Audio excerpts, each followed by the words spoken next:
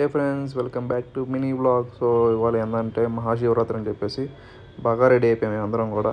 ఇంకా నేను విశ్వ అయితే చిన్న టీ బ్రేక్ తీసుకున్నాం. అంత లోపల మన కపుల్స్ బ్యాచ్ కూడా వచ్చేసారనమాట. సో ఇంకా రీచ్ అవ్వగానే ఫుల్ ట్రాఫిక్ ఉండే. మేము ఇంకా మా వాళ్ళు కాదని చెప్పేసి సైడ్లో పార్క్ చేసి నడుచుకుంటూ వెళ్ళాము. సో ఇంక నడుచుకుంటూ వెళ్తుంటే కొండల మీద భలే కూర్చున్నాను ఈ లేజర్ షో కోసం.